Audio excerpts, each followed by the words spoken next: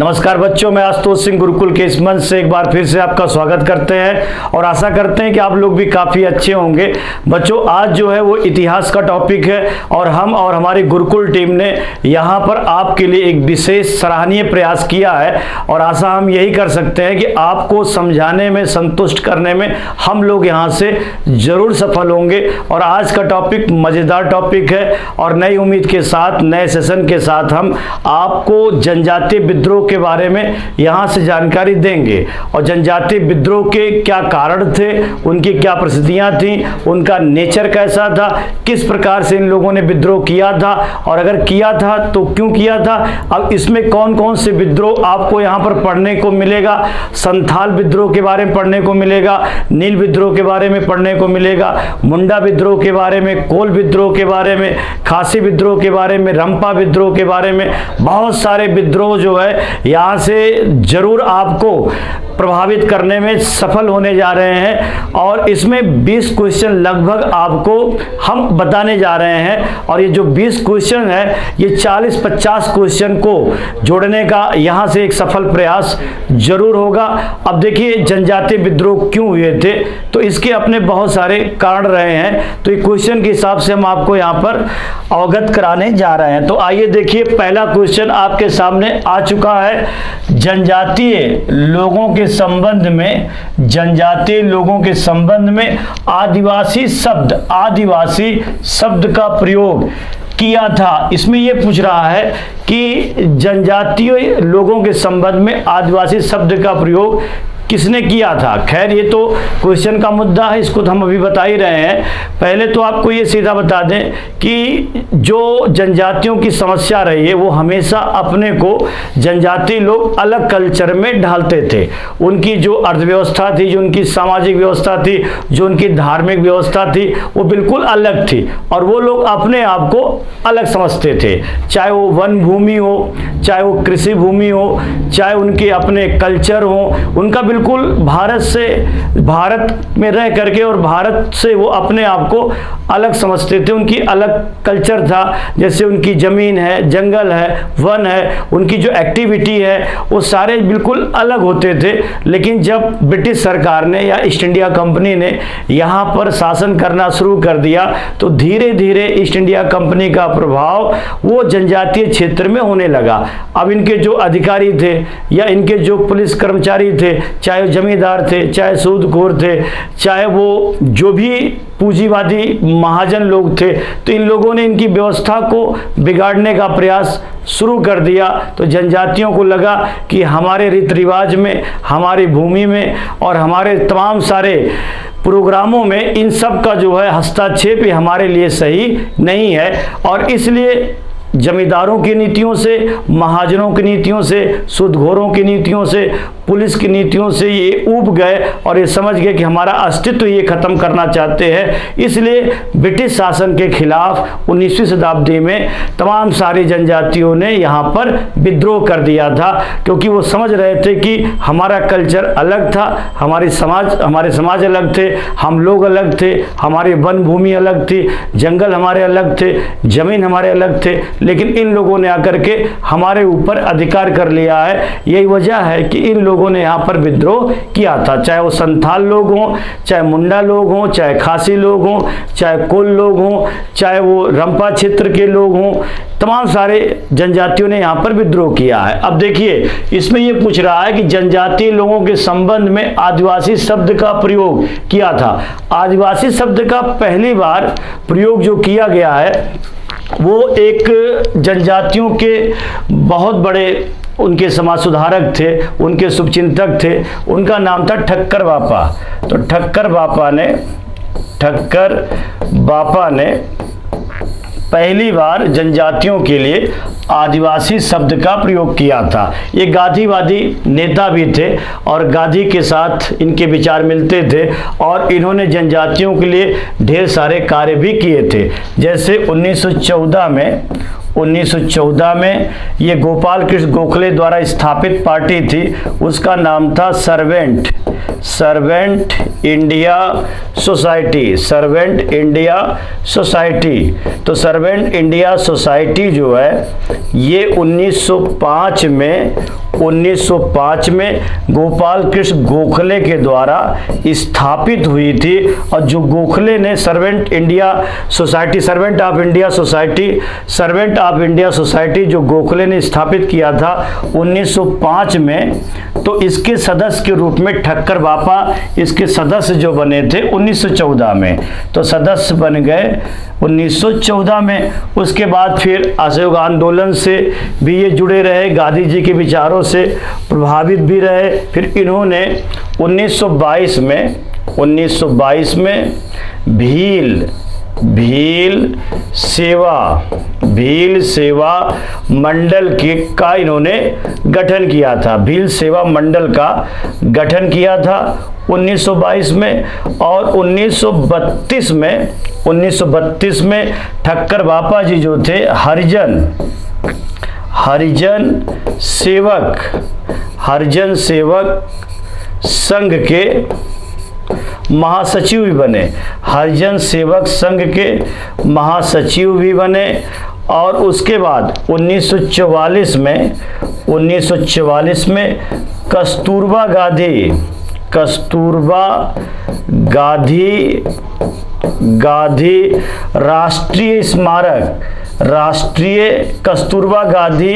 राष्ट्रीय स्मारक कोष के महासचिव भी बने। महासचिव भी इसके बने थे। और उसके बाद इन्होंने 1920 की बात है, तो मध्य प्रदेश के मंडला में 1920 के आसपास मध्य प्रदेश के मंडला में आप कह सकते हैं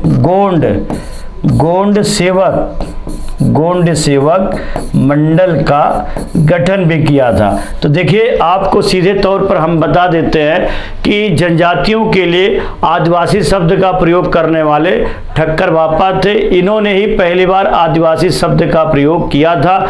और ये अपनी राजनीतिक जीवन की शुरुआत जो इन्होंने किया था वो गोपाल कृष्ण गोखले द्वारा 1905 में स्थापित सर्वेंट ऑफ इंडिया सोसाइटी के ठक्कर बापा सदस्य बनते हैं 1914 में।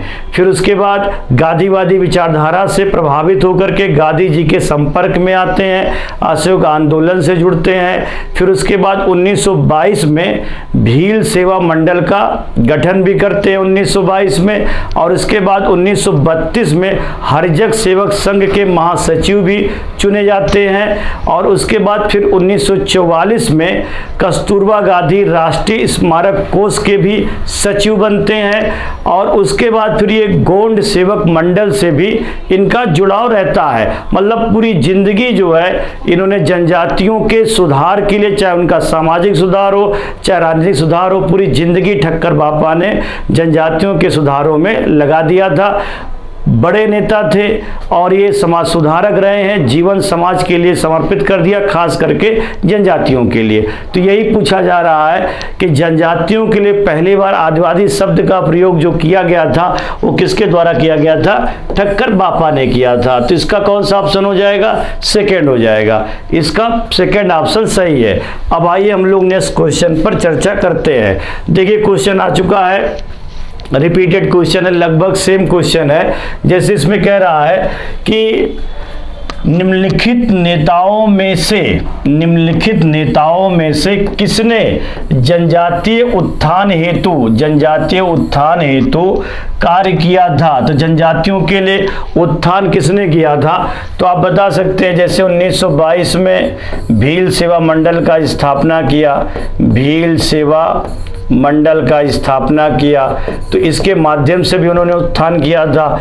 1914 में ये सर्वेंट ऑफ इंडिया सोसाइटी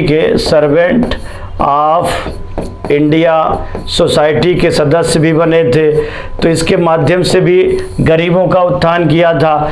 और उसके बाद 1932 में हरिजन सेवक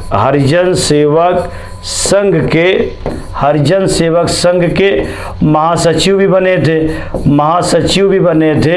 तो इसके माध्यम से भी इन्होंने उत्थान किया था, इसके माध्यम से भी इनके द्वारा उत्थान किया गया था। और फिर गोंड सेवक मंडल की भी स्थापना किया था। तो जनजातियों के लिए उत्थान करने वाला जो समाज सुधारक है वो कौन है, तो आप बताएंगे AB ठक्कर है। ठक्कर बाबा के नाम से ये प्रसिद्ध रहे। इसका सेकंड ऑप्शन सही हो जाएगा, इसका सेकंड ऑप्शन सही होगा। अब आइए हम लोग नेक्स्ट क्वेश्चन पर चर्चा करते हैं। तो देखिए क्वेश्चन आ चुका है, क्वेश्चन यहाँ पर आ चुका है और इसमें ये पूछ रहा है कि निम्नलिखित में से इसमें पूछ रहा है कि निम्नलिखित में से कौन सभी जनजातीय विद्रोह का सामान्य कारक था। इसमें ये पूछ रहा है कौन सभी जनजातीय विद्रोह का सामान्य कारक था। इसमें कौन सामान्य कारक था, तो यही आपको यहाँ पर बताना है कि जनजातीय विद्रोह के क्या सामान्य कारक रहे हैं। पहला है जनजातीय क्षेत्रों में ईसाई धर्म प्रचारकों का आगमन। ये बात सही है कि उनके कल्चर अलग हैं, उनके जो रिलीजन है वो भी अलग है, उनके जो भी देवी देवता है वो भी अलग है, उनका भूगोल भी अलग है और वो हमेशा अपने आप को अलग ही समझते थे। लेकिन धीरे धीरे जब ईस्ट इंडिया कंपनी ने अपना वर्चस्व कायम करना शुरू कर दिया तो ईसाई धर्म का प्रवेश हो गया। तो ईसाई धर्म के प्रवेश की वजह से भी उनमें कुछ न कुछ नाराजगी थी। तो थोड़ी बहुत सच्चाई पहले में है। औपनिवेशिक प्रशासन द्वारा जनजातियों की पृथकता को समाप्त करना और उन्हें उपनिवेशवाद की परिधि में लाना। तो औपनिवेशिक प्रशासन द्वारा, औपनिवेशिक मतलब विदेशी, जो विदेशी साम्राज्य है, और विदेशी साम्राज्य किसका है, शुरुआत में विदेशी साम्राज्य जो है ईस्ट इंडिया कंपनी का है, मतलब ब्रिटिश सरकार का है। और ब्रिटिश सरकार ने धीरे धीरे वो दावा करना शुरू कर दिए और एक समय ऐसा आया कि वो जनजातीय क्षेत्र में भी पहुंच गए और जनजातीय क्षेत्रों को ब्रिटिश सरकार ने अपने परिधि में लेना शुरू कर दिया था। अर्थात ब्रिटिश सरकार का ये मानना था कि भारत के आसपास जो भी क्षेत्र हैं, जहां से हो सके वहां से उनको अपने क्षेत्रों में मिला लिया जाए और जो वन की जमीन होती थी या जो जंगल होते थे वहां पर उससे जुड़े जो उद्योग धंधे होते थे उससे जनजातियों का लाभ होता था और वो अपने को अलग मानते थे। लेकिन जब ब्रिटिश सरकार ने उनको अपने परिधि में लेना शुरू कर दिया, अपने लोगों की नियुक्ति कर दी, जमीन वहां पर उन्होंने हिंदुओं को भी देना शुरू कर दिया, सिखों को भी देना शुरू कर दिया, मुस्लिम को भी देना शुरू कर दिया, ईसाई लोग भी जा रहे हैं जनजाति और मुस्लिम भी जा रहे हैं, सिख भी जा रहे हैं, तमाम सारे लोग जा रहे हैं। तो इससे जनजातियों को लगा कि हमारे कल्चर में इनका हस्तक्षेप सही नहीं रहेगा। तो सबसे एथेंटिक आंसर बी है, औपनिवेशिक प्रशासन द्वारा जनजातियों की पृथकता को समाप्त करना और उन्हें उपनिवेशवाद के घेरे में लाना था। ये आपका सेकंड ऑप्शन सबसे एथेंटिक है, क्योंकि ब्रिटिश सरकार ने जो अपने को अलग समझ रहे थे उन्होंने ब्रिटिश सरकार के घेरे में ला दिया और जब ब्रिटिश सरकार के घेरे में ला दिया गया तो वो समझ गए कि अब ये हमारे अस्तित्व को समाप्त करना चाहते हैं। इसीलिए संथालों ने, खासी लोगों ने, कोल लोगों ने, सभी लोगों ने यहाँ पर विद्रोह कर दिया था। तो इसका सेकेंड ऑप्शन सही है, अर्थात ब्रिटिश सरकार द्वारा जनजातियों की जो पृथकता थी, जो उनकी अलगाववादी विचारधारा थी, उन पर जाकर के कुठाराघात कर दिया और उसे ब्रिटिश साम्राज्य में मिला लिया गया। तो समझ गए कि अब हमारी स्वतंत्रता को ब्रिटिश सरकार खत्म कर रही है, हमारे धर्म को खत्म कर रही है, हमारे समाज को खत्म कर रही है, हमारे रीति रिवाज को खत्म कर रही है। ये वजह कि इन लोगों ने जाकर के विद्रोह कर दिया। तो सबसे एथेंटिक आंसर सेकंड है।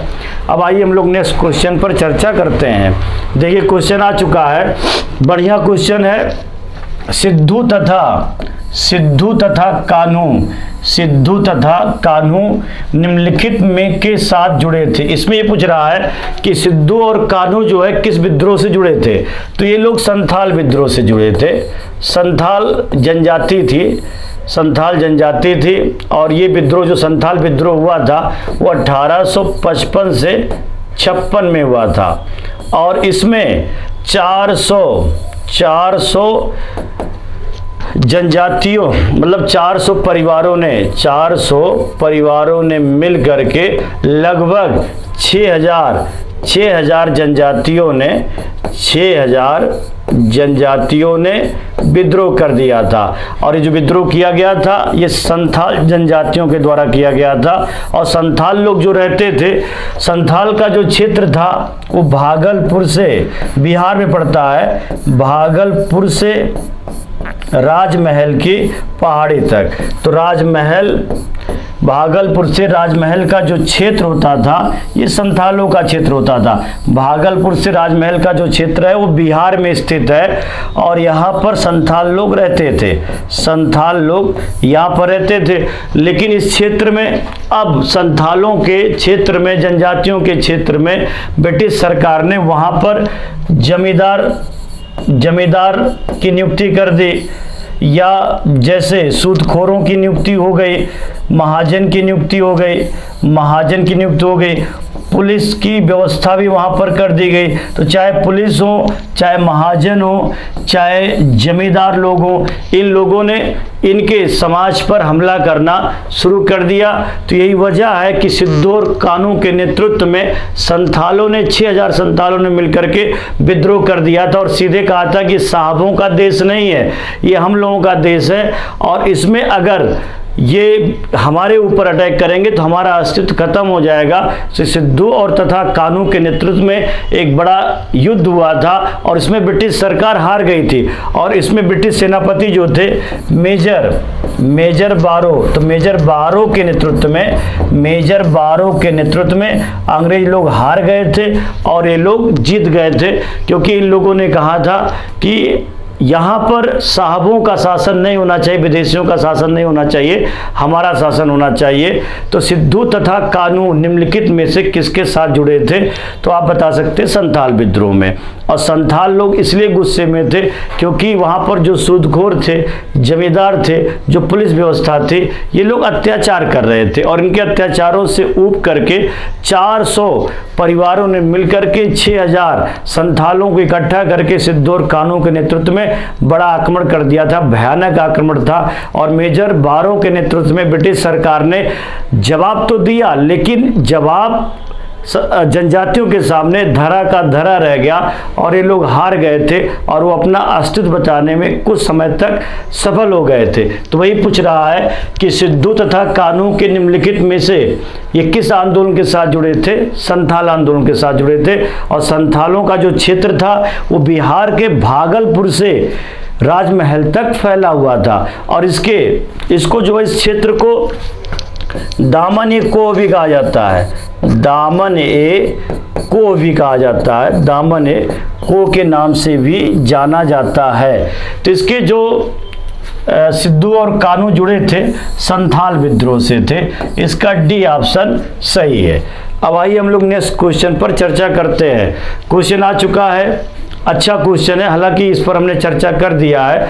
संथाल विद्रोह के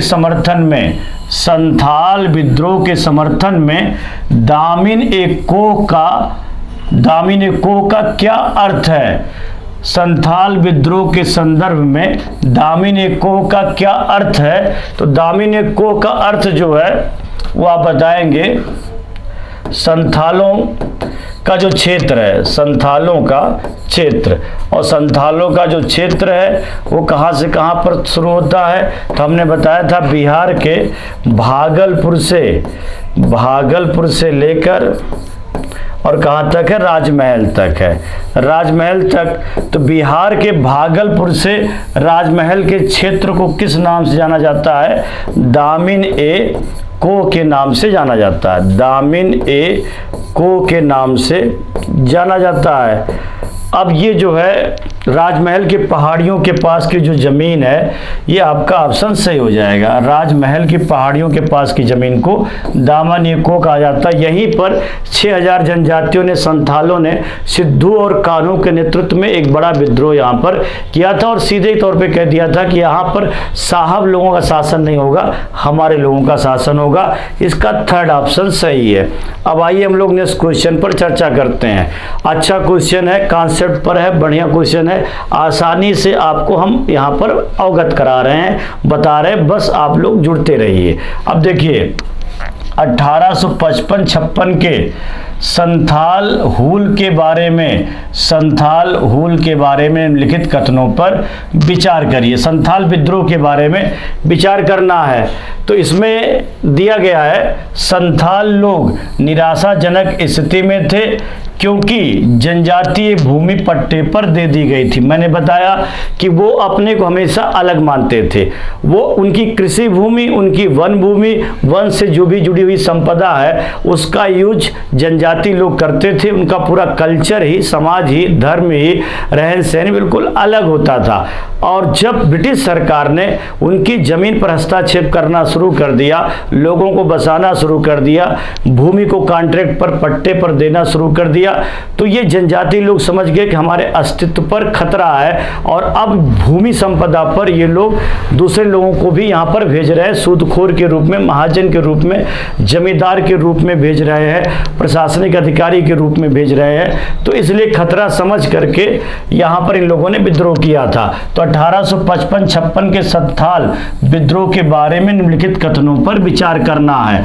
संथाल लोग निराशाजनक स्थिति में थे क्योंकि जनजातीय भूमि पट्टे पर दी गई थी। सही है, पहला सही है। संथाल विद्रोहियों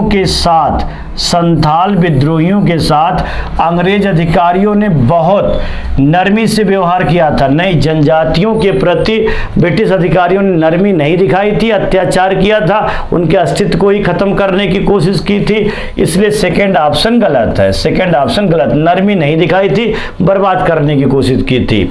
संथालों के आवासित क्षेत्रों को अंततः संथाल परगनाओं के नाम से जानी जाने वाली अलग प्रशासनिक इकाइयों में संगठित कर दिया गया था। संथालों के आवासित क्षेत्रों को अंततः संथाल परगनाओं के नाम से जाने वाली अलग प्रशासनिक इकाइयों को संगठित कर दिया गया था। जैसे मैंने बताया कि जो संथालों की प्रशासनिक इकाई थी वो बिल्कुल अलग थी, उनके क्षेत्र भी अलग थे, लेकिन अब ब्रिटिश सरकार ने इनको अपने राजनीतिक प्रशासनिक इकाई में शामिल कर लिया।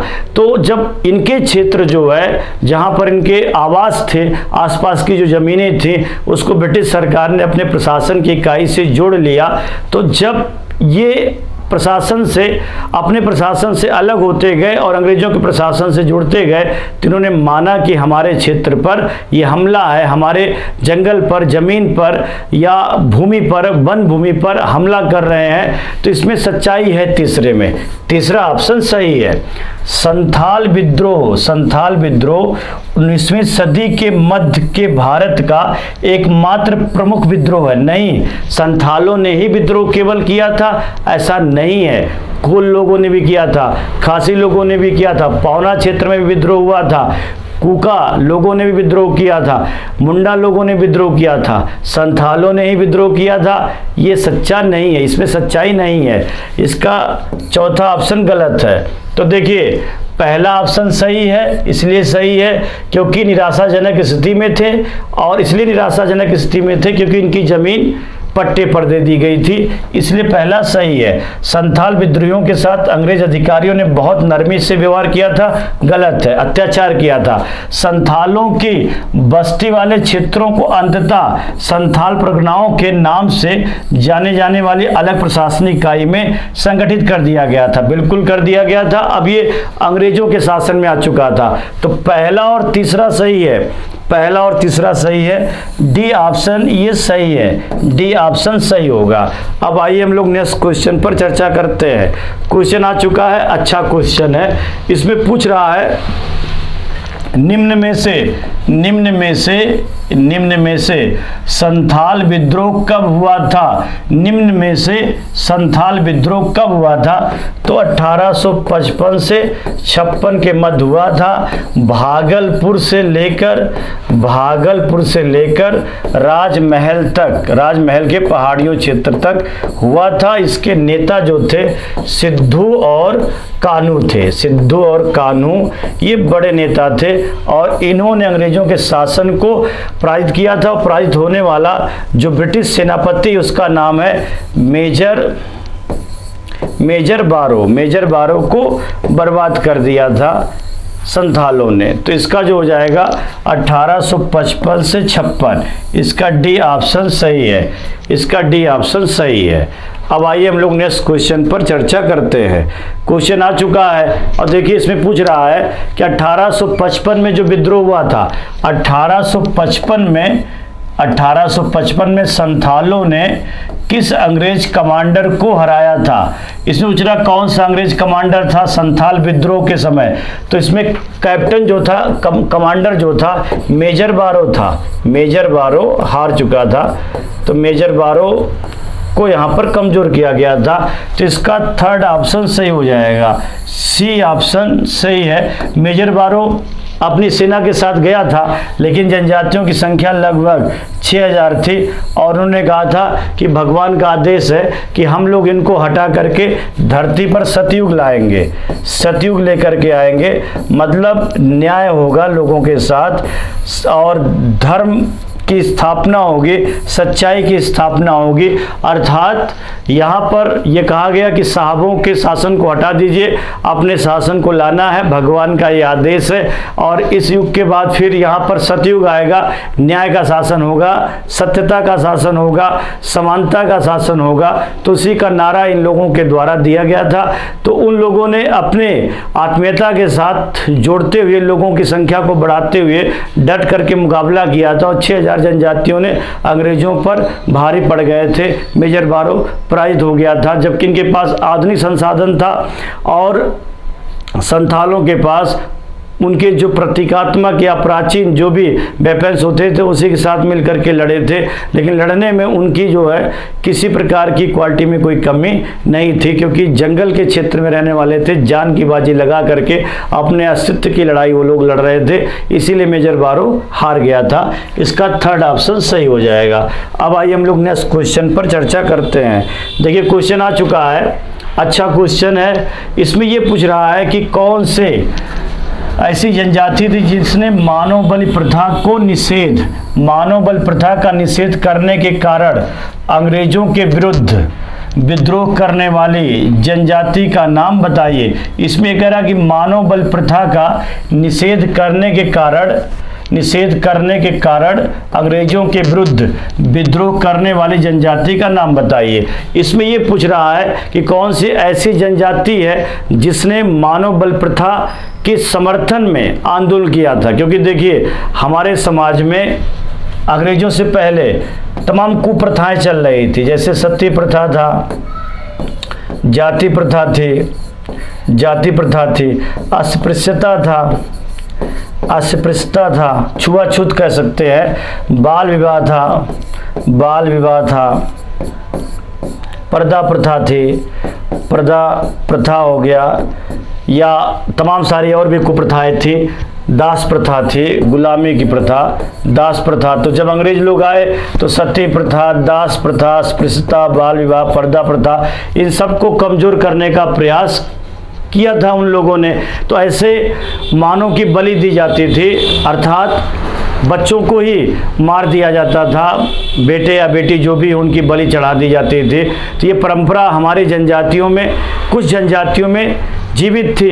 तो अंग्रेजों ने आकर के इस मानव बल प्रथा पर रोक लगाने का प्रयास किया कि बेवजह बिना मतलब किसी मानव की हत्या करना वो सही नहीं है। तो हम लोग अपने कल्चर से इतना अंधविश्वास से जुड़ चुके थे कि अगर ब्रिटिश सरकार उसे अगर रोकना भी चाहे या उस पर कोई भी सफल प्रयास करना चाहे तो हमें लगता था कि हमारे कल्चर में इंटरफेयर कर रहे हैं, हस्तक्षेप कर रहे हैं। तो कभी कभी अगर अंग्रेज सही भी करते थे तो हमें लगता था कि ये हमारे धर्म पर, हमारे समाज पर, हमारी सोच पर प्रहार कर रहे हैं।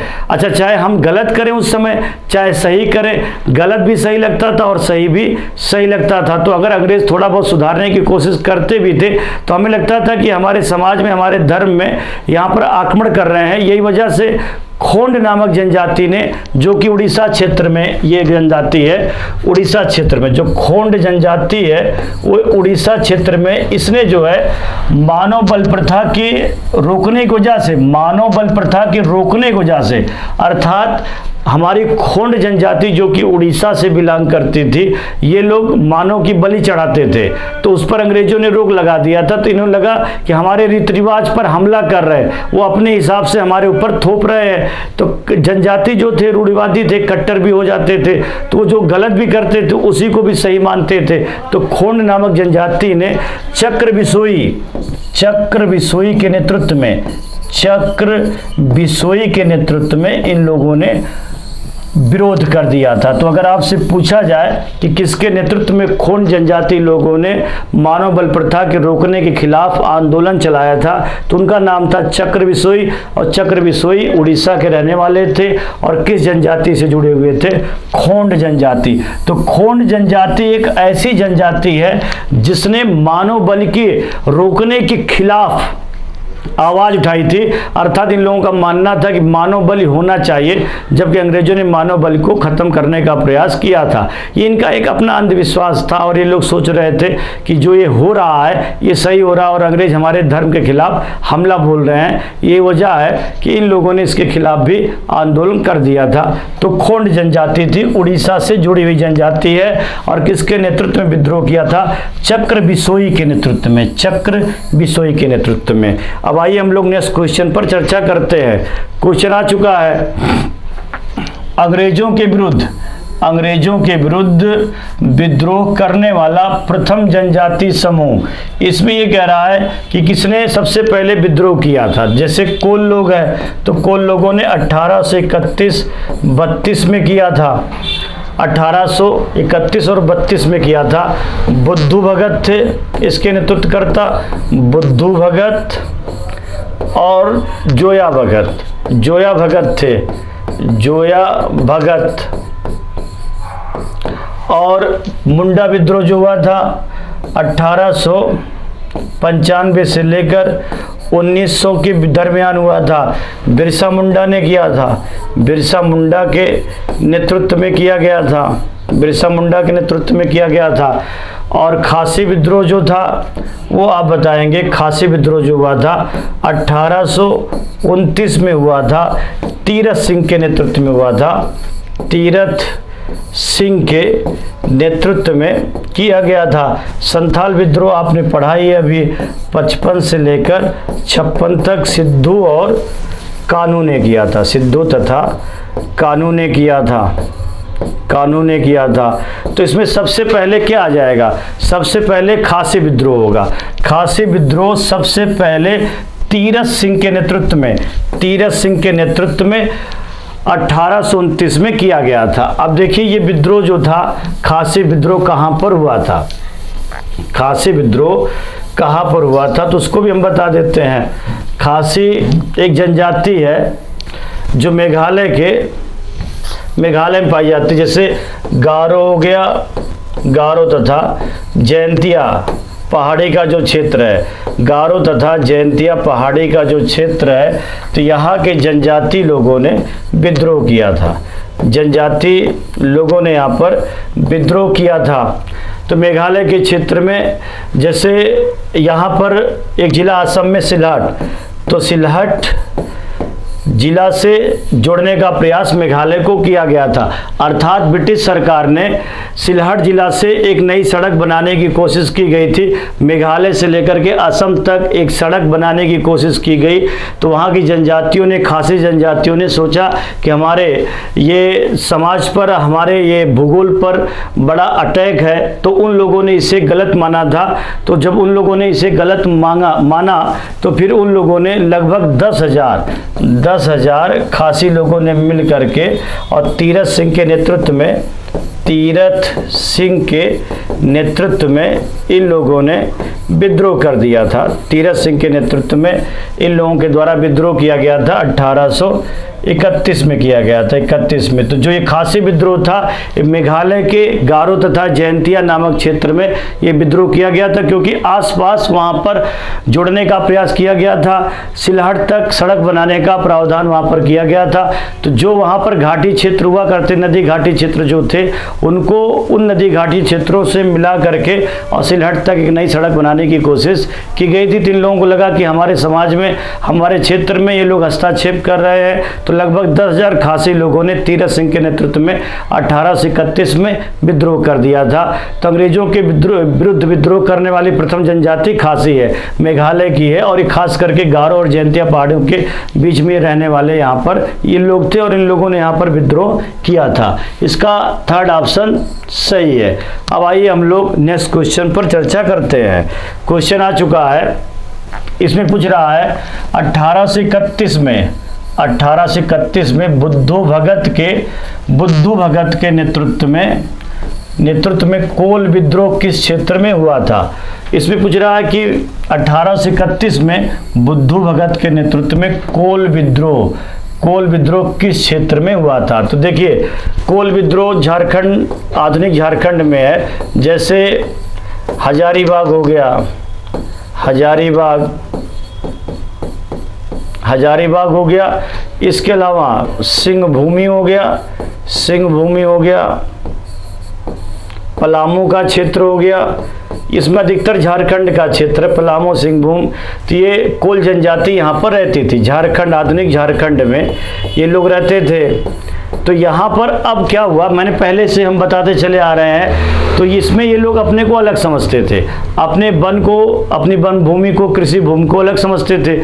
लेकिन अब ब्रिटिश सरकार ने क्या किया कि इनके क्षेत्रों में, हजारीबाग में, सिंहभूम में, पलामू क्षेत्र में, जो वहाँ पर उनका अपना एक विशेष अर्थव्यवस्था होती थी, सामाजिक व्यवस्था होती थी, या उनकी धार्मिक व्यवस्था होती थी, अब इनकी ज़मीन को जो है सिखों को भी देने लगे। ब्रिटिश सरकार ने सिखों को भी देना शुरू कर दिया, मुस्लिम को भी देना शुरू कर दिया, मुस्लिम को, हिंदू को भी देना शुरू कर दिया।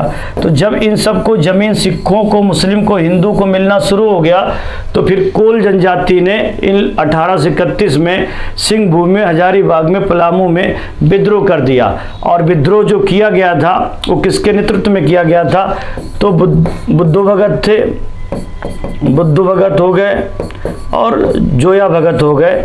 तो इनके नेतृत्व में विद्रोह लगातार होता ही रहा है। और ये विद्रोह झारखंड के हजारीबाग में, सिंहभूम में, पलामू में हुआ है, क्योंकि वहाँ पर इनकी अपनी खुद की ज़मीन होती थी, इन लोगों का अपना खुद का एक पहचान होता था। तो वहाँ पर सिखों को भी दे दिया गया, मुस्लिम को भी दे दिया गया, हिंदू को भी दे दिया गया। तो इसका सिंहभूम ही हो जाएगा, सिंहभूम झारखंड में है, सेकंड हो जाएगा। इसके अधिकतर जो हिस्से है वो झारखंड में है। और ये विद्रोह जो किया गया था बुद्धू भगत और जोया भगत के नेतृत्व में किया गया था, 1831 में किया गया था। सिंहभूम मतलब झारखंड, सेकंड हो जाएगा। और इसलिए विद्रोह किया था क्योंकि वहाँ पर सिखों को भी सब बसाने का सिलसिला शुरू हो गया, मुस्लिम का भी सिलसिला शुरू हो गया, हिंदू पहले से वहाँ पर कुछ थे। तो इसलिए इन लोगों ने सोचा कि हमारे ऊपर ही अतिक्रमण है, हमें ब्रिटिश सरकार के परिधि में घेरने की कोशिश की जा रही है, इसीलिए यहाँ पर इन लोगों ने विद्रोह किया था। सेकंड ऑप्शन सही है। अब आइए हम लोग नेक्स्ट क्वेश्चन पर चर्चा करते हैं। बिरसा मुंडा के गुरु कौन थे, तो पहले यही जानना है कि बिरसा मुंडा कौन थे। तो बिरसा मुंडा के नेतृत्व में 1895 से लेकर 1900 तक विद्रोह किया है मुंडा लोगों ने। और मुंडा एक जनजाति थी, और ये खास करके आधुनिक छोटा नागपुर पठार के क्षेत्र में इन लोगों ने विद्रोह किया था। छोटा नागपुर पठार पे इन लोगों ने विद्रोह किया था। और ये क्यों किए थे, तो पुलिस की जो कार्रवाई थी वहाँ पर खतरनाक थी। तो जैसे पुलिस कार्रवाई के विरुद्ध इन लोगों ने विद्रोह किया, जमींदारों के शोषण की वजह से इन लोगों ने विद्रोह किया, जमींदारों के शोषण की वजह से, साहूकारों के शोषण की वजह से, साहूकार हो गए या महाजन हो गए, ये लोग जो है सूद पर पैसा देते थे, ब्याज पर ब्याज वसूलते थे, जमींदार लोग वहाँ पर उनको हमला करते थे, उनके ऊपर पुलिस भी हमला करती थी, और हमेशा ये लोग अपने आप को अलग मानते थे। तो इन लोगों ने बाहरी लोगों के अस्तित्व को मिटाने की कोशिश की। अर्थात मुंडा लोगों का ये मानना था कि जो ये हमारा छोटा नागपुर का पठार का क्षेत्र है, ये मेरा क्षेत्र है, मेरी जंगल है, मेरी भूमि है, मेरा वन है, अर्थात इन लोगों को यहाँ पर आने की ज़रूरत नहीं है। और जो बाहरी लोग आते आते थे उसको मुंडा लोग दिक्कू मानते थे, दिक्कू कहते थे। और इन्हीं के नेतृत्व में, बिरसा मुंडा के नेतृत्व में यहाँ पर विद्रोह किया गया था और भारी कत्लेआम हुआ था। और इनके जो बिरसा मुंडा के राजनीतिक गुरु थे आनंद पांडे थे, इन्होंने ही इनको जो है यहाँ पर बताया था, आगे बढ़ने की कोशिश की थी। इसको महान हलचल के नाम से भी जाना जाता, उलुगुलान कहते हैं। उलुगुलान का मतलब होता है महान हलचल। तो महान हलचल जो हुआ था बिरसा मुंडा के नेतृत्व में शुरू हुआ था 1895 से लेकर के 1900 तक। अर्थात इन्होंने कहा था कि मतलब भगवान का आदेश है और हम लोग जो है विद्रोह करेंगे अपने जंगल के लिए, अपनी ज़मीन के लिए, अपने कल्चर के लिए, अपने समाज के लिए, हम रुकने वाले नहीं है। तो जमींदारों के अत्याचारों से, साहूकारों के अत्याचारों से, महाजनों के, पुलिस के, ब्रिटिश सरकार के अधिकारियों के अत्याचारों से ऊब चुके थे। तो बिरसा मुंडा के नेतृत्व में एक बड़ा विद्रोह छोटा नागपुर पठार के आसपास हुआ था और इनके गुरु जो थे आनंद पांडे थे। सेकंड ऑप्शन सही है। अब आइए हम लोग नेक्स्ट क्वेश्चन पर चर्चा करते हैं। भारत के इतिहास के संदर्भ में उलुगुलान का मतलब होता है महान हलचल। और ये महान हलचल जो हुआ है, बड़ा विद्रोह जो हुआ है, महान हलचल, और ये किसके नेतृत्व में हुआ है? बिरसा मुंडा के नेतृत्व में हुआ है। बिरसा मुंडा अर्थात इन लोगों ने कहा कि भगवान का आदेश है और हम लोग जो है इनके नेतृत्व में विद्रोह करेंगे। सारे मुंडा जनजाति जो थी बिरसा मुंडा को भगवान मान लिया। सिंगा गोपा की पूजा करने की बात इन लोगों के द्वारा कही गई थी। अर्थात इनमें ईश्वर का रूप देखने लगे, इनमें दैवीय शक्ति का रूप देखने लगे। बिरसा मुंडा ने कहा कि हमारे पास दैवीय शक्तियां हैं और हम जो है ईश्वर के संदेशवाहक हैं, हम अपने अस्तित्व की लड़ाई लड़ने के लिए किसी भी हद तक जा सकते हैं। तो इनके नेतृत्व में मुंडाओं ने छोटा नागपुर पठार में 1895 से लेकर 1900 तक लगातार विद्रोह ये करते रहे हैं। और इनको हैजा नामक बीमारी से इनकी स्वाभाविक मृत्यु हो चुकी थी। लेकिन मरने से पहले मुंडाओं के लिए एक बड़ा प्रयास इनके द्वारा किया गया था। तो बिरसा मुंडा का विद्रोह महान हलचल, उलुगुलान का मतलब भारत के इतिहास के संदर्भ में उलुगुलान अथवा महान उपद्रव निम्नलिखित में से किस घटना का विवरण था? तो महान हलचल बिरसा मुंडा के नेतृत्व में हुआ था 1895 से लेकर के 1909 के बिरसा मुंडा के विद्रोह को माना जाता है। इसमें 99 दे रहा, लेकिन इसकी शुरुआत 95 से हो चुकी थी। इसका डी सही है, ऑप्शन डी सही है। और ये विद्रोह जो हुआ था छोटा नागपुर पठार के क्षेत्र में ये विद्रोह हुआ था। तो इसका जो है 1895 से लेकर 1909, हालांकि इसमें 1899 दे रहा, डी ऑप्शन सही है। अब आइए हम लोग नेक्स्ट क्वेश्चन पर चर्चा करते हैं। क्वेश्चन आ चुका है, इसमें ये कह रहा कि अल्लूरी सीताराम राजू का विद्रोह 1922 से 24 कहाँ हुआ था? तो अल्लूरी सीताराम राजू का विद्रोह जो हुआ था ये गोदावरी जिले में हुआ था। आंध्र प्रदेश के गोदावरी जिले में हुआ था। और इसलिए हुआ था क्योंकि जैसे ये जो अल्लूरी सीताराम थे भी जनजाति थे और इन लोगों को, जनजातियों को ताड़ी निकालने के लिए पूरी छूट थी। तो ये लोग ताड़ी बेचने का काम करते थे। गोदावरी जिले में आंध्र प्रदेश में जो रंपाल लोग थे वो लोग ताड़ी बेचने का काम करते थे, ताड़ी निकालने का काम करते थे। लेकिन ब्रिटिश सरकार ने ताड़ी निकालने पर, बेचने पर प्रतिबंध लगा दिया और वहाँ पर जो महाजन लोग थे, प्रशासनिक अधिकारी लोग थे, साहूकार लोग थे, जमींदार लोग थे, हस्तक्षेप करना शुरू कर दिए। और जनजाति लोग हमेशा अपने को अलग ही मानते थे। उनका मानना था कि भूगोल हमारा अलग है, जंगल अलग है, वन अलग है, वन भूमि अलग है। अर्थात वो दूसरे जातियों से या दूसरे संप्रदाय से मिलने के लिए तैयार नहीं थे। और इधर ईसाई मिशनरी भी पहुंच चुका था। जमींदार भी परेशान करता था, महाजन ब्याज को लेकर के परेशान करता था, और इधर ताड़े निकालने का जो प्रयास था इन लोगों का वो भी लगाम लगा दिया गया था। तो गांधीवादी जनजाति नेता थे, उनका नाम था अल्लूरी सीताराम राजू, जो कि गांधी के असहयोग आंदोलन से जुड़े हुए लोग थे। तो इन लोगों ने विद्रोह कर दिया था कि हमारी स्वतंत्रता की लड़ाई है, जमींदारों को हम यहाँ नहीं रहने देंगे, पूंजीपति लोगों से हमारा कोई मेलजोल नहीं रहेगा। और ये विद्रोह जो हुआ था गोदावरी जिले के आंध्र प्रदेश, उसको गुडेम रंपा भूभाग कहा जाता है। गुडेम रंपा भूभाग आज प्रेजेंट टाइम में आंध्र प्रदेश के गोदावरी जिले में पड़ता है, आंध्र प्रदेश के गोदावरी जिले में होता है।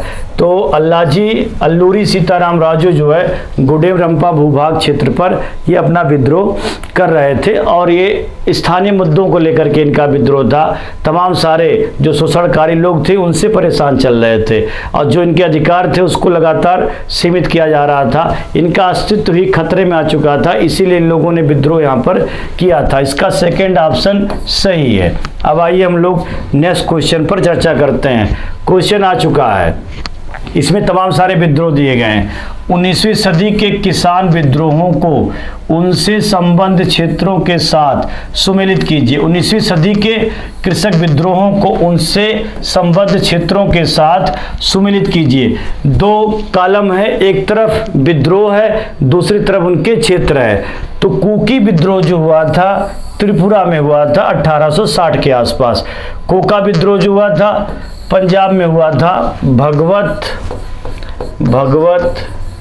जवाहर ने किया था, भगवत जवाहर ने किया था 1840 के आसपास। पौना विद्रोह जो हुआ था बंगाल में हुआ था। पौना विद्रोह 1875 में हुआ था। ईशान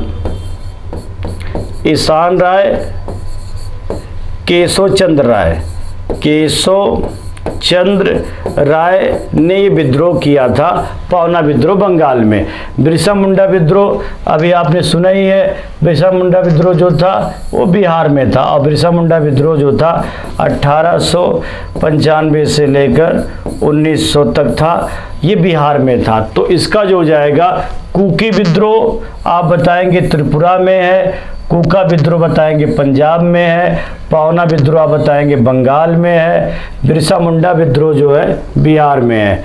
तो डी का 3 हो जाएगा, और ए का 4 हो जाएगा। डी का 3, ए का 4 हो गया, बी का 1 हो गया। ए का 4, बी का 1 और सी का 3।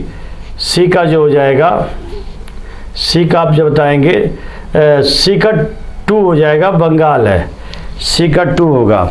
अर्थात ए का 4 है और बी का 1 है, और उसके बाद पौना विद्रोह जो है वो बंगाल में है। सी का 2 है और डी का बिरसा मुंडा विद्रोह बिहार में। इसका डी ऑप्शन सही है, डी ऑप्शन इसका सही है, इसका डी होगा। ए का 4 कुकी विद्रोह त्रिपुरा में, ए का 4 कुकी विद्रोह है, और कुका विद्रोह पंजाब में है, बी का 1। पौना विद्रोह बंगाल में है, सी का 2। बिरसा मुंडा विद्रोह आप बताएंगे बिहार में है, तो इसका डी का 3 हो जाएगा, डी का 3। डी ऑप्शन सही है। अब आइए हम लोग नेक्स्ट क्वेश्चन पर चर्चा करते हैं। क्वेश्चन आ चुका है, जैसे निम्नलिखित घटनाओं पर विचार करिए। ये नील विद्रोह है, नील विद्रोह, नीच नहीं होगा, ये नील होगा।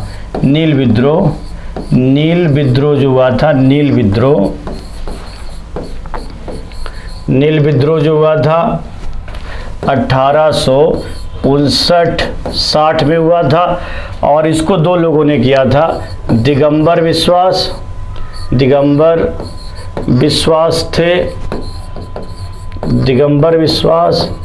और दूसरे विष्णु विश्वास थे। दिगंबर विश्वास और विष्णु विश्वास। और संथाल विद्रोह जो था 1855 से लेकर 56 तक था, और 1855-56 में संथाल विद्रोह जो किया गया था, 1855-56 में जो किया गया था वो आप बताएंगे सिद्धू और कान्हू के द्वारा हुआ था। और दक्कन के दंगे, ये संथाल विद्रोह 55-56 में, दक्कन के दंगे 1873 में, 1873 में महागोविंद रनाडे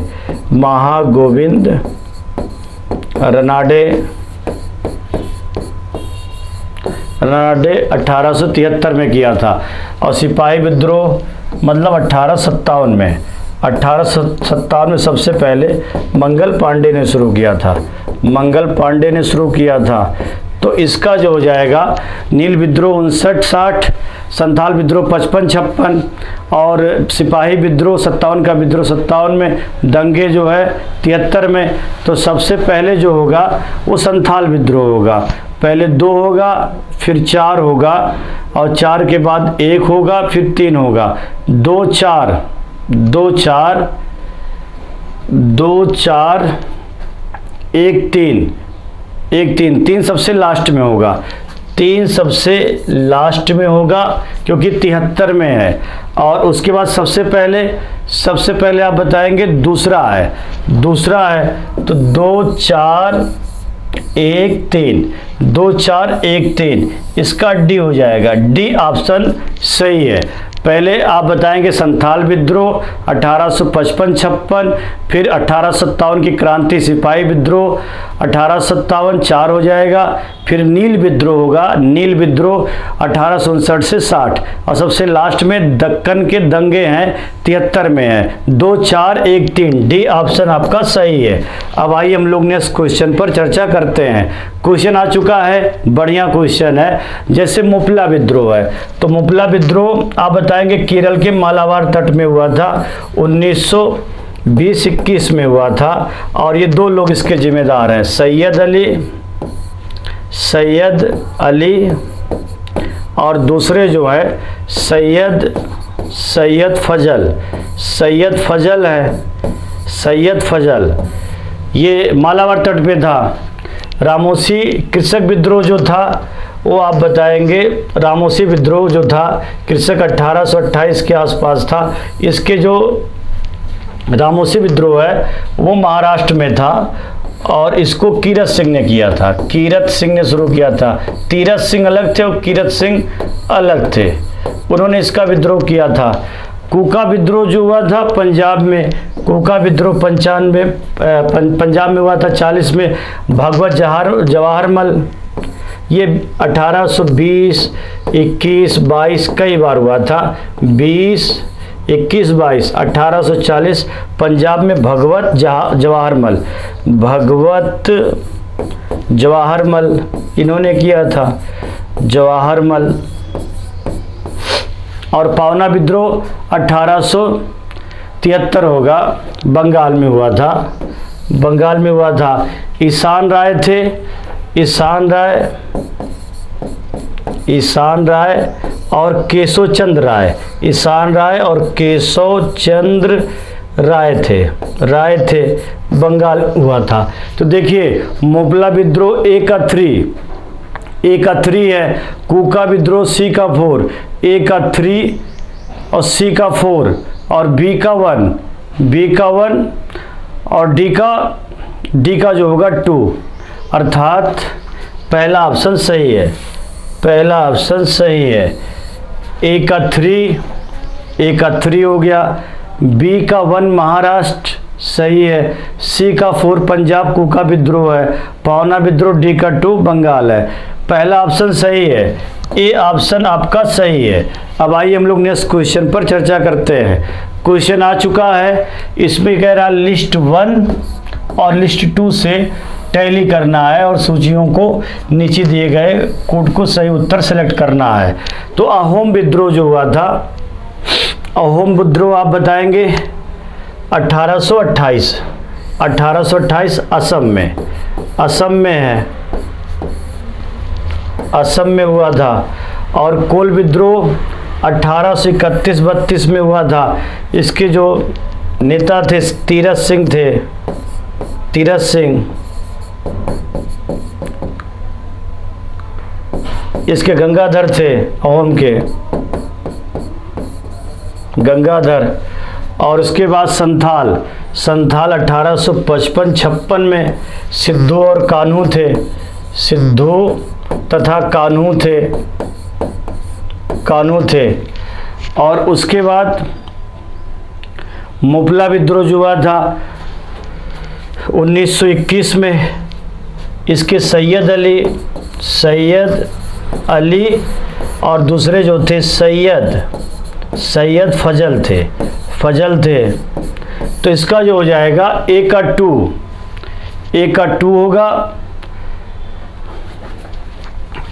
2 होगा और बी का 4 होगा और सी का 1 होगा, डी का 3 होगा।